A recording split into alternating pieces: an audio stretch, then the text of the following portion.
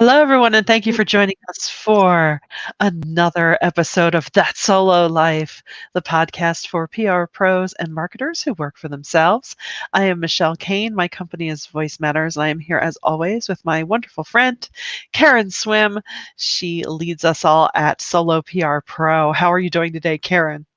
I'm doing great. A little sleep deprived, but great, Michelle. How are you? Same. I think our creatures have been having nocturnal adventures, and we Yeah. get to go along for the ride. So, all in all, can't complain, but I'm glad that this day is already halfway over, so that's good. Got It my really is. eyes. But let's pretend. Yes, and you know what? We're solos. We could call it a day as soon as we're done here. Exactly. That's the beauty of it. That is the beauty of it. But as solos, we are always in business development mode, or we always should be. So we're going to talk about agency partnerships and how to go about that, when that, might be a good thing for you to pursue. And, we were inspired by some recent talk in the Solo PR Pro Facebook group and also by a guest blog by Marin Minshew. She'd written this for us recently at soloprpro.com, just kind of the lay of the land and her experience. So we're going to talk about all of that in the next 20 minutes or so. So come along for the ride. Yeah. What was surprising to me about a lot of the questions and conversations around partnering with agencies.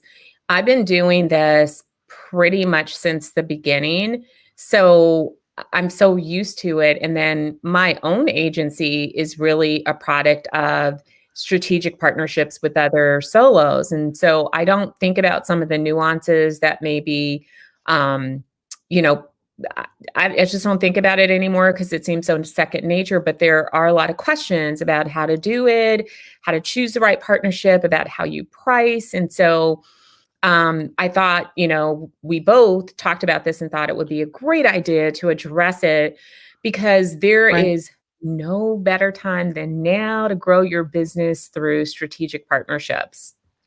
100%, 100%. And, there's some overlap with the way you scope out clients and decide how to work with them. But, it's really key to make sure, above all else, first of all, that it's a relationship that you think will be beneficial to both of you, as far as even work style expectations. I think in this business as a whole, you don't want to just presume anything. Um, Yeah. as far as I've done it as well. I've done some mostly copywriting work, where it's with another agency, and I'll come on, as part of their team, and yeah, it's like, okay, well, what's your timetable? What are your deadlines? How do you work? And it's okay to have that conversation. In fact, it's essential to have that conversation. We're all professionals here, so just lay it all out. Make sure it's a good fit before you get started, because there's nothing worse than feeling like you're stuck in a situation where it's just not right for you, or maybe it's not a good fit even as far as skill set. That's just, you want to do your best to avoid that. Yeah. I think you said something that is so critical in terms of vetting an agency relationship in the same way that you would vet a client relationship. I feel like one of the big misconceptions is that many solos feel as though the agency is in a position of power and Mm, they feel as though they are at a disadvantage and must accept things like a lower bill rate mm, or um, just being treating that agency as though that agency is an employer. That's a big mistake. You really need to treat this like every other client because they are a client. They're a client that's hiring you to support them in their work. And so you should always consider yourself to be in an equitable relationship, that just because they're a larger firm does not mean that they are hold the power over your business. It's still your business. And so negotiate from that point. I'm always shocked when people are like, well, do I charge my regular rate? Of course you do, because right. you're a business owner. And I think people get confused because they think about some business to business relationship. So if you're, if you're a restaurant, then you're buying your food at a different price and then you're selling it for a higher price. But that vendor that's selling to the restaurant is not selling themselves into poverty. They have a price point. This is the price that they sell at to those restaurants. Restaurants have a price point and they sell to their customers at their price point. And I think we miss that. We somehow feel this obligation that if we didn't win the business on our own and we're just working on the account, that somehow that means that we must reduce our rates. And that's simply not true. It's really not true. You charge what you charge. What you can negotiate, if necessary, is the scope of work. And I can't say this enough because I am so completely passionate about solos having their very best business. And if I have to say this every day for the rest of my life until every solo gets it, I will. You have value. And as Chip is saying in the chat, and Chip's somebody that knows agencies better than anyone else out there, the agency is coming to you because they need you. You have a skill set, you have expertise that they need. If they could do it without you, they would. So they're choosing you. And so you do need to ask all of these questions and you need to hold firm on how you work. You need to understand that you are not an employee of an agency. First of all, that's completely against the independent contractor regulations and laws, and you can get everybody in trouble, not only the agency, but the clients that you work on. So you're not your employee, you're a business owner, and it's a business relationship. Exactly. And, I can't say that enough, as far as holding firm to your price, because, like you said, you're an agency on equal footing as well. And, whether they need your help because of your skill set, I mean, your skill set clearly is why all the time, or even if it's because they just don't have the bandwidth, and they need to grow their team to accommodate their workload. Your time is your time is your time. And I know we say this all the time, especially in the group, because not just because it's true, but I think we all like to remind each other. And it's good to hear that, because sometimes you can, talk yourself out of things that maybe you shouldn't, like getting your rate, because your expertise is definitely worth it. And I also love what Chip Griffin has said here in our comments as we're live on YouTube of, the solo's job is not to subsidize the agency's pricing and profit margin. Absolutely. It is not. I love your example about the wholesale food purveyor, because our first instinct is to think, oh, it's cheap. Well, no. Because they too are in business. So, we all need to make, what we're due. We all need to make a living. So don't be afraid to price that way. And, how many times has it happened where we have had angst over, oh, should I charge this much? I don't know. I'm afraid. And then you get angry at yourself on the other side because you send it out and the reply will be, great, thanks, let's do it. And you think, oh, I cannot believe I spent all that energy and time, just talking myself out of this. And I love what Chip said. If you underprice yourself, you may be busy, but you won't be happy. Wiser words have never been spoken, because it's true. If you're a Solo PR Pro member and have not yet read the Show Me the Money series, I encourage you to read it, because that advice is there. When solos find themselves so busy that they can't take on work, it's one of the clearest indicators that you're not charging enough money. Right. I promise you, we have so much, we could back this up with historical data, but it is true. And usually when I have conversations with solos and it's around, pricing, I always tell them, without even knowing their rates, you're not charging enough. Raise your rates. I've never been wrong. In 10 years, I have not one single time been wrong, because people typically just don't charge enough money. They really do undervalue their services. And don't be afraid to have a rate that everybody gets charged the same rate. When I'm working with contractors, I just ask them for the rate. So I have a budget. obviously. And if your rate fits into the budget with the scope of work, great. If it doesn't, I'm going to tell you, hey, we don't have the budget for you, but I'll keep you in mind. But Mhm. if it works out, then I'm going to incorporate you. And as Chip said, it's not your job to figure out my profit margins. That's my job, which is why I don't spend more than I can really afford to spend. I make sure that I have a certain margin on an account. Um, some other things, though, that people should really be aware of is knowing the difference between entering into a subcontractor relationship with an agency and actually entering into a partnership. They are very different things. Yes. Don't fool yourself into believing that as a subcontractor, you are a partner, nor should you be acting as a partner. A partnership is very, very different. And I would absolutely say that in addition to checking all the boxes and doing your due diligence on the agency and types of clients that they take, that you definitely want to get an attorney involved. Mm. Do not enter into a partnership without legal counsel. That's really important. Because that means that partnership implies that there's not just a sharing of work. It could mean a sharing of work two ways, so that you may have responsibilities to bring on a certain amount of the business. You may be sharing in some of the expenses, and it could definitely impact how you're paid. As a subcontractor, be aware that one of the things that I absolutely recommend that you do is make sure that your contract very specifically lays out payment terms, because I've heard far too often of agencies that will tie your payment to when they're paid. Mhm.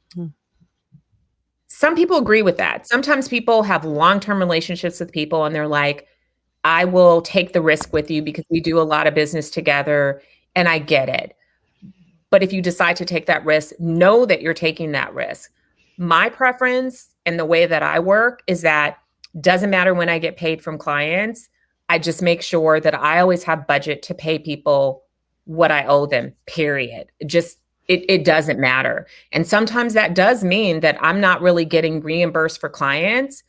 Sometimes for 60 days, and I've had clients lose invoices and I'm owed so much money, but I have money to pay my contractors throughout that whole thing. So they never know about it because it's not their Mm. problem. That's my Mhm. problem. That's my business.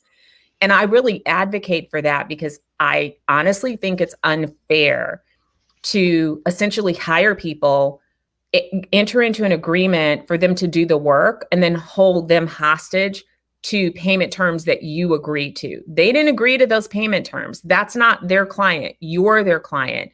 So I would for sure, make sure that that's clearly spelled out and that you talk to the agency about that. Like, hey, listen, I understand that your invoices are rolling, but when I do the work, I need to be paid. So let's agree on the invoicing terms. And if there's, ever a problem with the client where they're paying late, I hope that you'll make me aware of it in advance so that we can decide together how you want to handle that. Because, sometimes that means a stop work situation.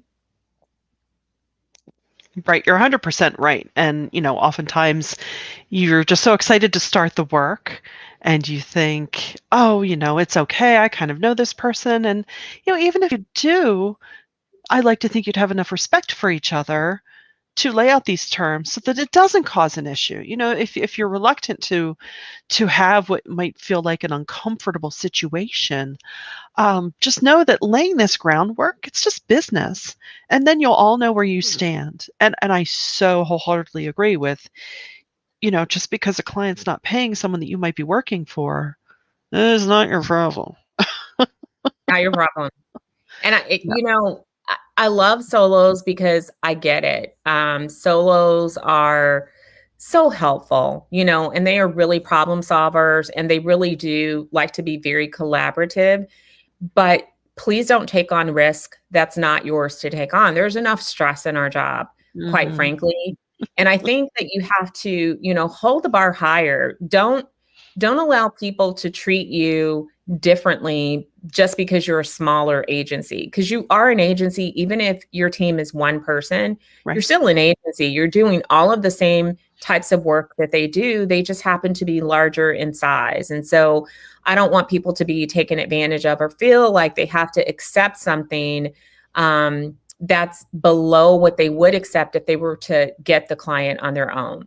Now, that said, there's some definite benefits to partnering with agencies. Number Mhm. one, being able to work with other people and not have to do all of the strategy and brainstorming, and having, colleagues that you can get feedback from and that you can give feedback. It does make the work a lot more fun. I Yeah. um I really don't work on any accounts by myself. On occasion, I'll take on a project, maybe a social media thing, but I enjoy the camaraderie and the smarts of having Mhm. somebody else be on accounts with me, and us sharing the workload. It just makes everything a lot better. You can laugh with people, you can rant to each other when your clients are driving you bananas. You can take time off, or if you're having an off day, you don't have to worry about it because you're not the only person working that account, and vice versa for the people on your team. I also think it's a great way to just sharpen your skill sets because you're Exactly. working with other people. Yes. But most importantly, it allows you to grow your business without adding infrastructure. It's Yes. it's such an easy way to grow. Everybody has a network of people, right? And we all have those business development relationships, but you can play in other arenas by contracting with an agency who can get into places that you might not be able to get into. Because let's face it, there are always going to be those corporations that prefer the big name agencies or the larger shops Sure. over the small shops.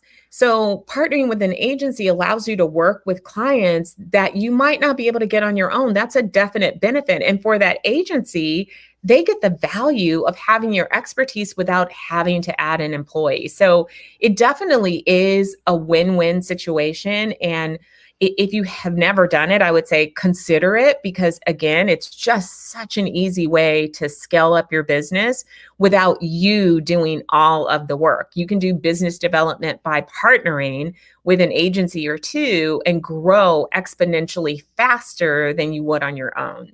100%. And, and you're probably thinking, if you have not done this yet, you're probably thinking, well, how do I go about doing this? Well, I know in my situation, it's just colleagues that I've met along the way, join local chapters of PRSA, or, here in this region, we have the Philadelphia Public Relations Association, or even chambers of commerce. You might think that, oh, volunteering on this committee might be a waste of time, or should I really be spending it on business development? Guess what? That is partly business development. It may not happen straight away. It could take years, but I've gotten business that way because you're right there, you're front of mind, you've established yourself. So don't discount that. Even to a certain extent, not cold calling, if there's an Yeah, agency that you want to work with, or that has, they have clients that you would love, like you said, to get into that sector, just shoot them an email and just say, hey, just wanted to introduce myself. Um, you know, I work in, I'm in PR. We've seen a ton of times, especially with our PR pro colleagues, of ad agencies, marketing agencies bringing one of our solos in because they don't have that PR arm, and they want to, access their talents and their time. So, you know, absolutely. don't And do not, I know people kind of cringe at cold calling. Cold calling is really just an initial introduction. right. Obviously, you're not going to call up somebody and it's going to, result in them saying, great, so glad you called right now. Let's hire you. But it's Right. another way to start to build that relationship. Yeah. Don't be afraid of that. For our members, we actually have a cold calling ebook that will walk you through the steps and give you some tips on that. So take advantage of that. But I would say, don't fear reaching out to agencies proactively, because you will be surprised at how often they are in need of help.